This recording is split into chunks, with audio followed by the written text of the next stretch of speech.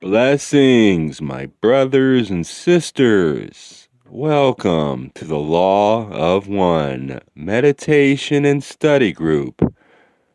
It's my pleasure to share with you conscious channeling of LL research. Today's question: I believe that my child is an indigo child. Can you confirm this for me?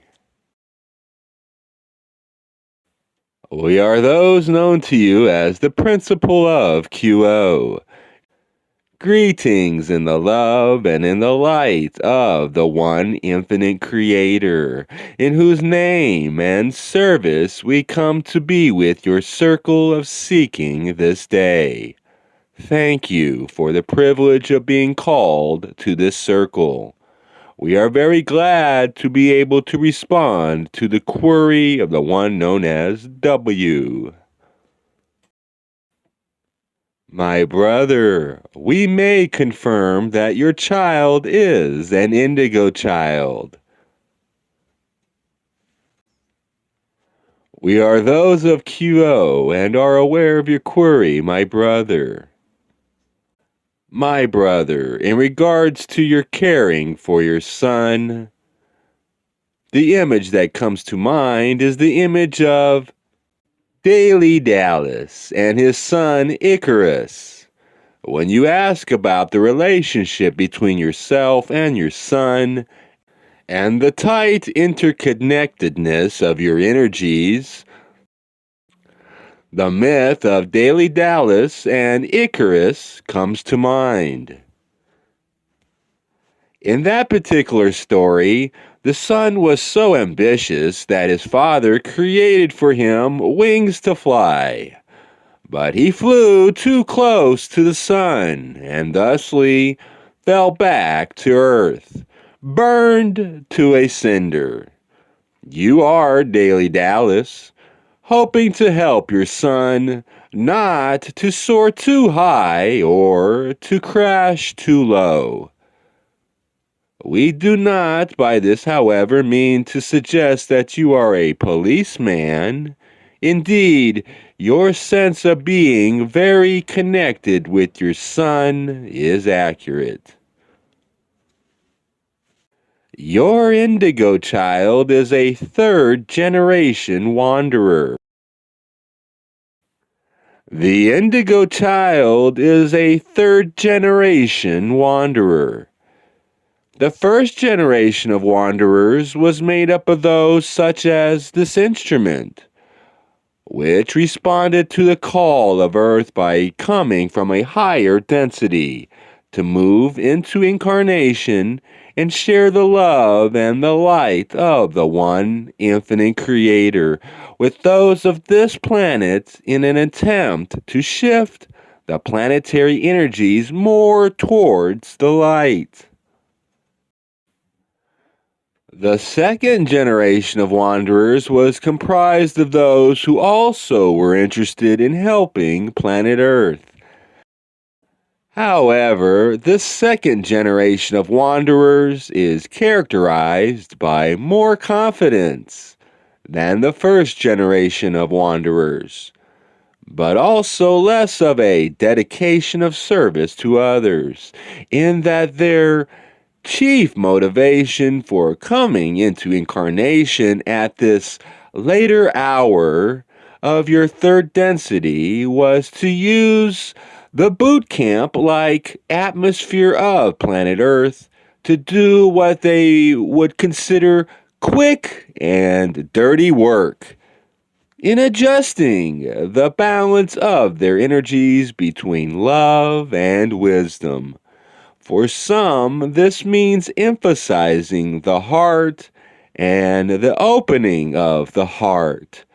For others who already have their hearts opened, it means emphasizing wisdom and asking the open heart to receive that highest and best self's wisdom, which comes from guidance and informs loving compassion in such a way that there is equanimity to match the passion of your dedication to service.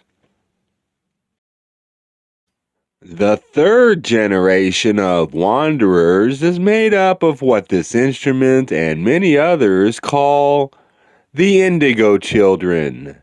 There are many other terms for these children. However, in general, they are the first graduates in this harvest from the third density of planet Earth. These souls have moved through the gates into larger life. They have dropped their physical bodies and entered into a healing process with their guidance and with all of those forces which protect and nurture entities in the inner planes who are moving through the processes of death and rebirth. Further, they have moved through the steps of light and have passed their graduation test. These are fourth density wanderers, whose first act, upon choosing what would please them the most to do next, was to return to their beloved home planet in order to assist not only the people of planet Earth, but also, and perhaps more principally, the planet itself. These entities are characterized by a thinner veil, which enables them to remember more about who they are and why they are here. The sense of mission or destiny is very common in third-generation wanderers. Your son and all of the Indigo children like him are people who, when they have achieved a mental and emotional maturity to match their spiritual gifts, will be far tougher by nature than many among your peoples, able to deal with difficult times and situations, and able to absorb rapid change. These abilities are appropriate for these Indigo children. However, there are side effects to being built in such a way. These side effects are those times of difficulty and difficult emotions upon which you have remarked. In dealing with Indigo children, and indeed, most of those being born into your earth at this time are Indigo children.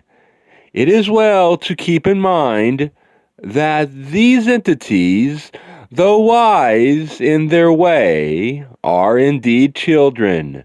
There is as much need in them as in any other child for good, stable, consistent guidance. However, you are also correct in noting the extreme interrelatedness of yourself and your son in the terms of the motion and rhythm of your moods and the behavior that stems from such moods. We would ask you to imagine a rolling sea. The storm lashes the top of the sea and drives the winds onto shore, bringing waves and storm in their wake.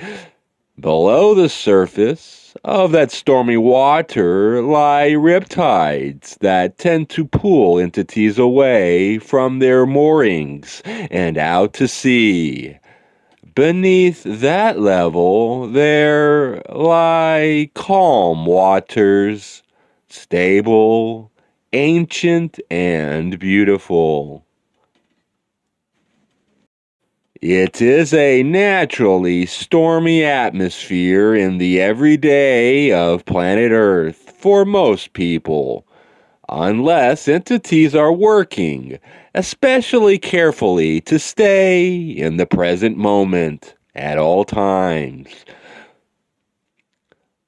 The flow of living includes many abrupt stops and hasty turns, many changes of attitude, and many alterations in the flow of what is happening, which call forth many new and unexpected emotions. We are not suggesting that you alter this natural run of stormy weather in the everyday of your and your son's existence. What we would suggest is not so much a metaphor as a kind of game. We ask that you see your energies and your son's energies as part of a dance. You and your son are creating this dance. You are dancing a kind of mirror dance. What you do, he imitates, and what he does, you imitate.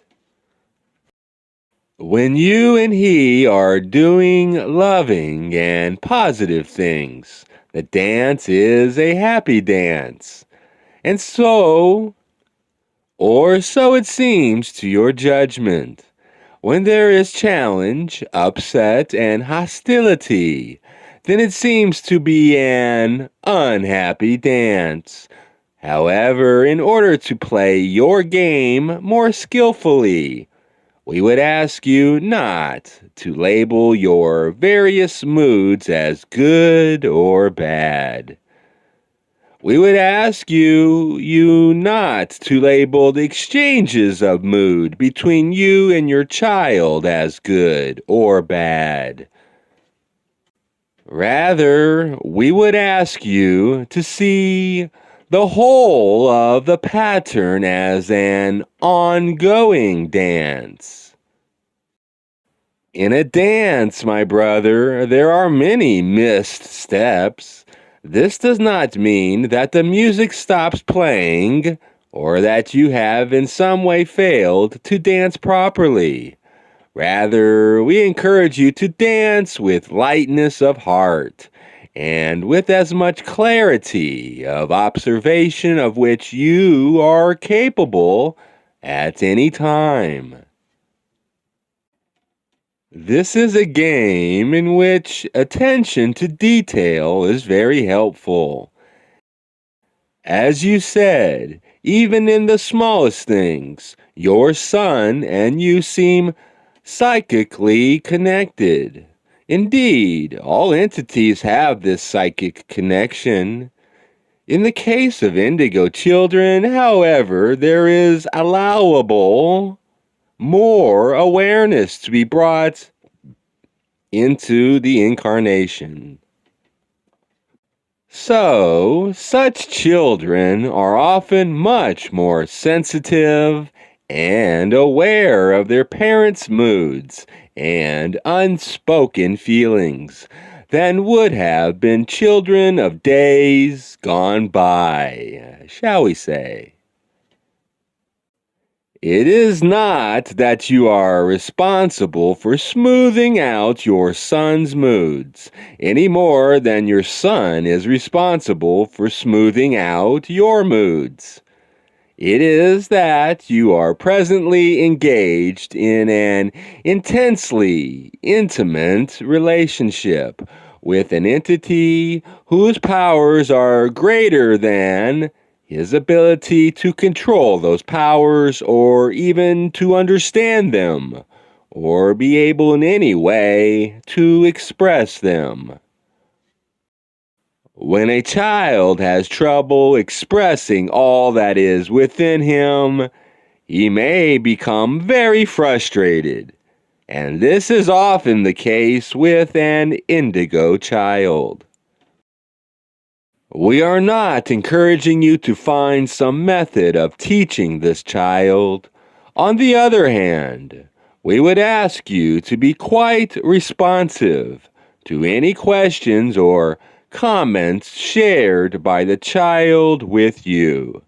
Such expressions are your invitation to tell your stories, share your wisdom, and embrace the child in an atmosphere of acceptance and love. Above all, my brothers and sisters, we would ask you to explore the concept that you and your child are one, and that, indeed, the mirror that the child holds up to you enables you to work upon yourself. This is the attitude that will serve your child and you the very best. When you use the mirror, use it to work on yourself.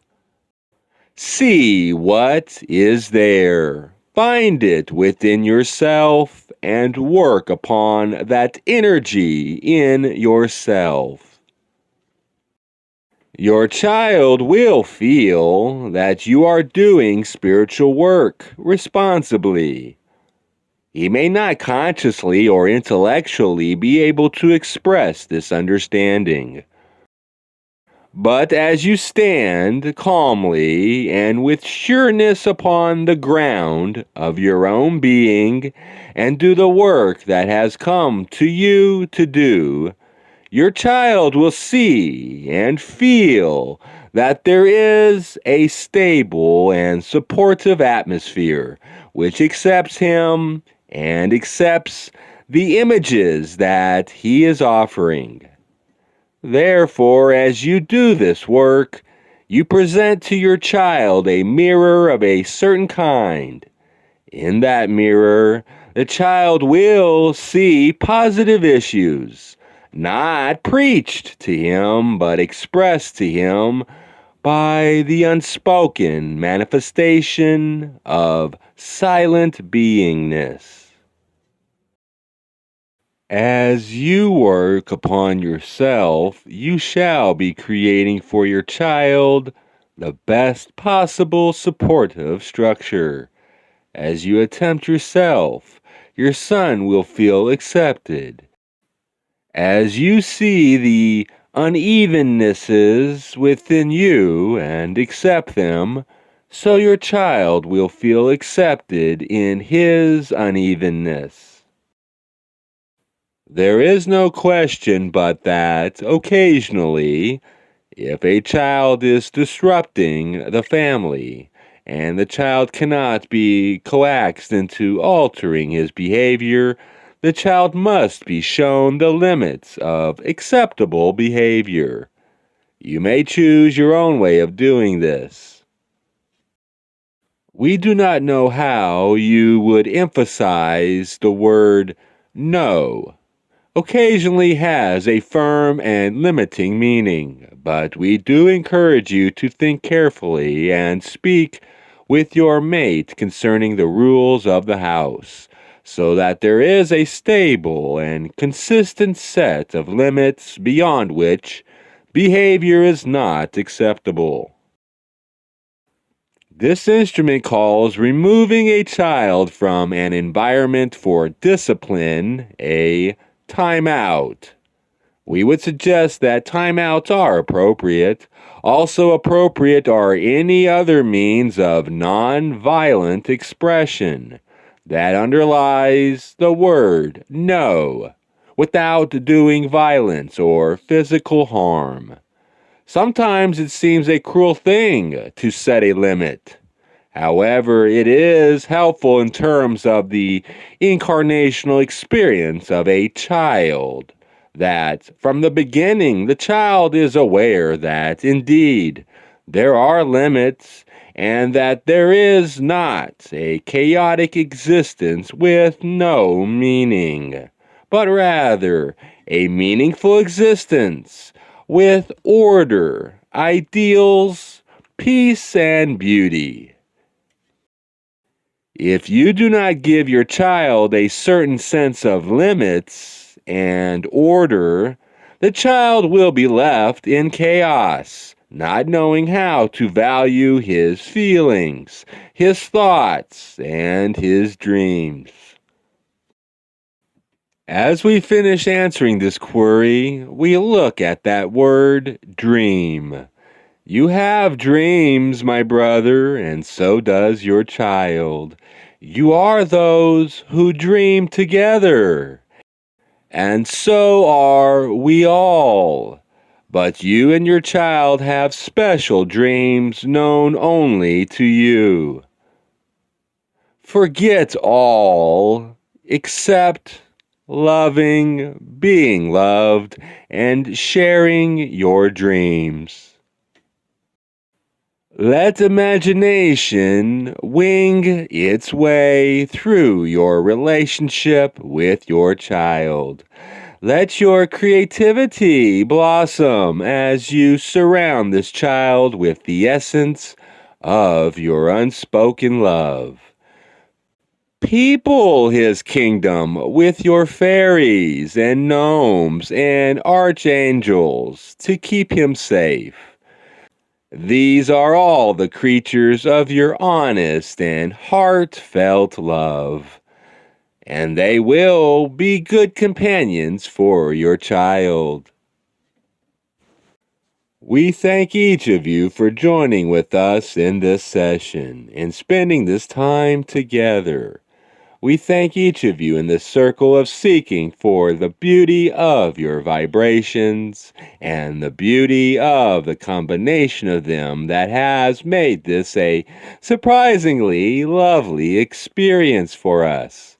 It has been a true pleasure to share our energy with you and to experience the beauty of each of you. We leave you as we found you in all that there is, the love and the light of the one infinite Creator. We are those known to you as QO. We leave this instrument and this group in love and light. Adonai.